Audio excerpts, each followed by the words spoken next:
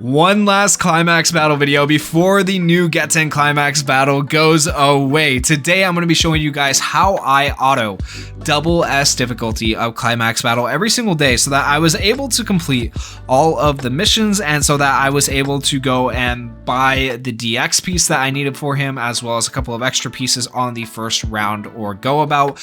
And hopefully this will help you guys out later and make this Climax battle less grindy, make it a little bit easier for you. So here is the team I use day in and day out, and this team works really well on auto. I don't really have to think that much. Now you do still have to do the tapping, okay, but you don't have to pay that much attention to it. Like, you can literally watch a TV show and do the tapping at the same time. It's not that hard. So this is the team I use day in, day out. I have shown it in a previous Climax battle video, but that's all right. The reason I have Deku in the third slot is so that when people get switched out, he comes back in. Normally you would actually like to have your buffer in the front going first, which would be Deku, but on auto obviously I can't do that because I'm letting it go on auto, so just keep that in mind. I am running crit memories on all three characters in the main slots. On the sub slots, I'm just running a crit memory on Mirko, and I'm running the new memory for Deku on Star and Stripe. When equipped by a hero character, increases their max HP, gives character the ability to evade one time, every 4 turns gives all allies the ability to evade one time, blah blah blah, right? So like a decent memory to put on her as well if you guys did happen to pull that memory. With that said, let's go ahead and hop into this Climax battle here. We will put it on auto and we'll just let it run through. You do have to do a little bit of targeting too. So like when I say it's on auto, like it's on auto as much as you can let it. You can't, it's not like the Gentle Criminal Climax battle when I did that on auto and I literally didn't have to touch it. You do have to touch this a little bit because otherwise it'll never end. You do have to do some targeting, which is annoying, but it's fine. So you let this all go through. It's really annoying. Once all this goes through, you want to set your cursor onto Geten, like right here, and just let auto go through. You'll do the taps. And that's about where his health should be at the end of your action skills for the first turn. Your action skills on the second turn, you're gonna use unnecessary ones right here, but it is what it is. So right there, we're already into the next phase. Beautiful. And now we go into the next phase. Redestro will automatically draw aggro, so no need to switch any targeting here yet. It's just going to do it for you automatically like it did right there. And you're just going to let the plus ultras play through. You don't have to press anything right here. You just sit and watch. And the beauty of this team is you never really have to worry about the frost or the freezing or anything because it very rarely happens.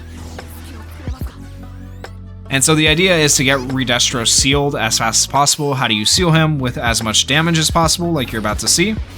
We should be able to seal him this turn, ideally. You want to seal him by turn 2 in this phase.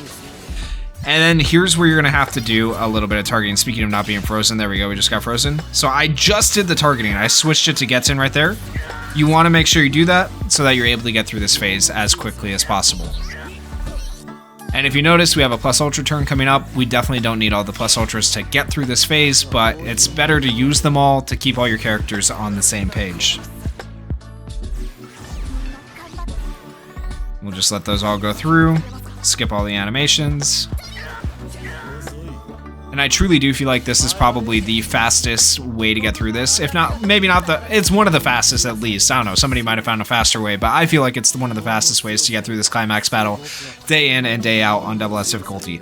So you're not going to switch any targeting. You're going to leave it on Geten right here, and you just want to get through this phase as quickly as possible. So you're just going to let your characters run it. Defense down from Star and Stripe. That's why you have her in the sub slot you have her in, so that she will go first, because that's going to help you do enough damage in this phase to get through it quickly.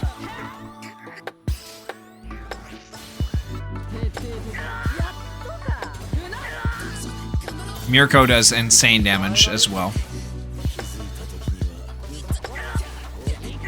Alright, there we go, and we got plus ultras coming up. You need to hit Deku's plus ultra there because his skill comes up too quickly. That is the only time you actually need to go and hit a skill.